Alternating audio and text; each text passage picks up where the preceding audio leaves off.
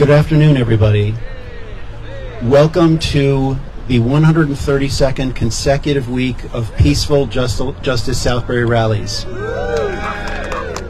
Thank you all for coming. This group started 132 weeks ago after the murder of George Floyd, and one of the prime motivating messages since then has been the words of Martin Luther King Jr., who said, "In the end, we will remember not the words of our enemies, but the silence of our friends." And we have resolved since the beginning to not be silent. The mission of this group is to cultivate an inclusive community where all are treated fairly and welcomed as equals. The vision of our group is simple: a more fair and kind community for all. We have four main objectives for Justice Southbury to encourage the vision. And each one of them was in significant evidence this past week. So a lot has happened, and I think that's why we have so many people here today. Last Sunday, I reported on a couple of things that had happened recently in Southbury. One was a flyer left in a neighborhood that has its multi-ethnic neighborhood in Southbury, and the other was a sticker left in a porta potty in a public park in Southbury. The flyer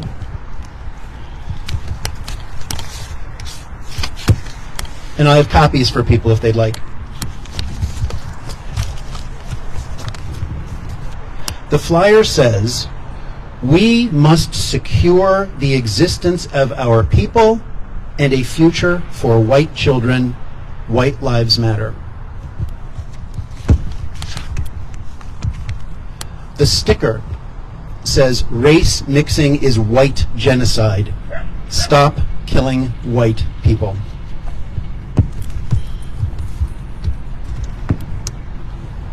So you see something, you say something. The guy who invented that died this past week. See something, say something. So people saw, people said, people reported, it got back to us. This group worked, this group talked, and many things have happened since then. The first objective of Justice Southbury is to support any individual or group in our community who experiences social injustice, bullying, or hate of any sort, to show them we have their backs. That's our first objective. So these hateful messages were reported to the police, to the FBI, to the United States Department of Justice, to the media. These were local examples of a national problem. This past week, the Center for Countering Digital Hate and the Anti-Defamation League reported that hate speech on Twitter has exploded since Elon Musk took over. Slurs against black Americans on Twitter have increased from just 1,282 per day, let that sink in, to now 3,876 instances per day of slurs against black Americans. Anti-Semitic posts, anti-gay slurs have also increased sharply since Elon Musk took over. Those who oppose hateful rhetoric, hateful treatment of others, must speak out. So back here in Southbury last Wednesday, the Community Relations Task Force addressed these local instances of hate speech. On Thursday, there were four members of the public who spoke at the Board of Selectmen meeting. Three of them were from Justice Southbury. And those who spoke about this story. A couple of hours before the Board of Selectmen meeting, NBC Connecticut reported on this story with live interviews in the town of Southbury with three members of the public, members of Justice Southbury. Later, ABC News came here and spoke to people who have been victimized by this. Channel 12 Connecticut and Fox News 61 have also covered this story.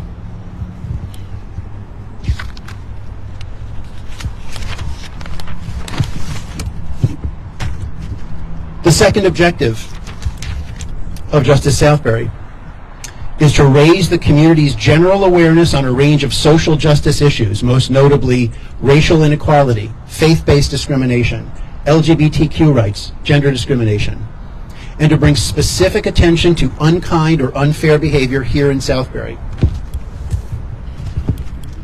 So this past week, through numerous Facebook and social media conversations on several sites with many, many Justice Southbury members giving input, we also had many new likes.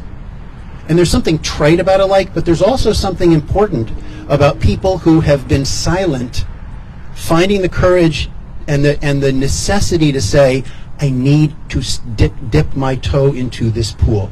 I need to add my voice. I need to be heard as well.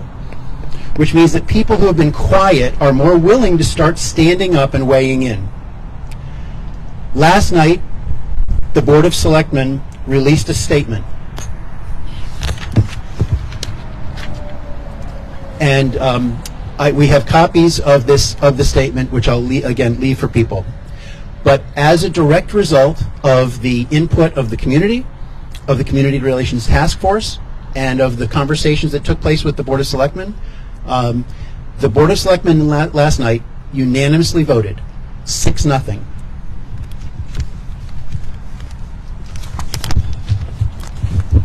on the following statement. It has been brought to our attention that certain areas of our town recently received offensive literature. Our board reiterates that we stand with our diverse community and strongly against hate and bigotry in all its forms, and will work together to ensure that all people feel safe and welcome in Southbury. End quote. All. Community. Hate. Bigotry. Often when we've spoken during the last couple of years, 2.5 years now, we're over 2.5 years, I'm going to stand up and say I'm against bigotry because that will, either because I believe it or because it'll win me votes, or to say I better not say anything because it might cost me votes, or no, I'm opposed to this regardless of what it does to my votes. So for all 6 selectmen last night, 4 of them Republicans, 2 of them Democrats, to issue a unanimous statement as strongly worded as that is a really good indication, not that we have won anything, but that the smart money says this area, this message of love wins out over the message of hatred. Yeah.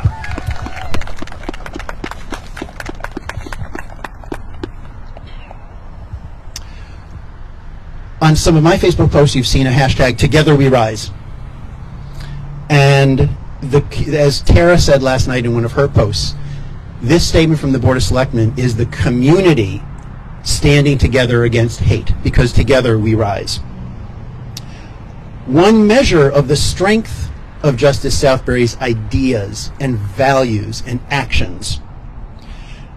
Since this statement was released last night, there have been 52 new views of the Justice Southbury Facebook page. That means that 52 people who before last night had said, I'm not going to bother looking at what this group is about, have looked. Now I'm sure some of them are looking to see, what are these idiots here for? What are they really up to? Well, we're pretty transparent. We're really up to this. This is our gig. And that's part of Justice Southbury's third objective. Grow the number of social justice advocates and supporters in Southbury and in Connecticut. So I want to give my thanks to all of those who participated in this in some way, because this really was a team effort. If I told you how many people have participated in what's happened over the past week, you'd be staggered. So I thank everybody for that team effort. Finally, I want to mention our Justice Southbury fourth objective. And these weren't developed in this past week. These were developed a year ago. Number 4, provide support to those in the community who are already actively engaged in driving specific social justice issues. I mentioned the support that this group has given to the Community Relations Task Force. There's 2 other items to mention. Last Monday night, at the Board of Education meeting, there were 3 members of the public who spoke up in favor of teaching the truth, in favor of supporting all students, not some, not most, all students. All 3 of those speakers were from Justice Southbury. This Tuesday, December 6th, there will be a statewide meeting of a group called Not Just Us. It's a statewide group, and they're having a statewide meeting on Tuesday evening. And about a week or so ago, through Facebook, they solicited the number of groups they work with around the state to add their own ideas about social justice initiatives that can or should be pursued by this group in Connecticut.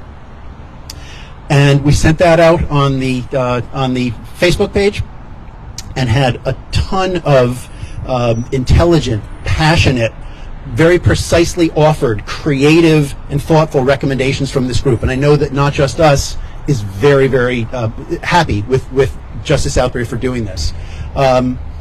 So right before we showed up, Fran, where are you, Fran?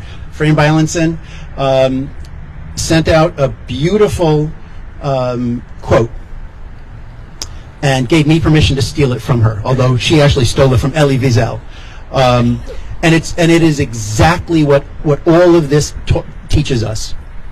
Elie Wiesel said, "We must always take sides. Neutrality helps the oppressor, never the victim. Silence encourages the tormentor, never the tormented." So we need to continue to show up, stand up, and speak up as we've done. Because in the end, we will remember not the words of our enemies, but the silence of our friends. So friends, we must not be silent. We often say hate has no home here. Well, hate wants a home here. So we need to kick it out and make sure it doesn't stay. Because where hate is loud, love must not be silent.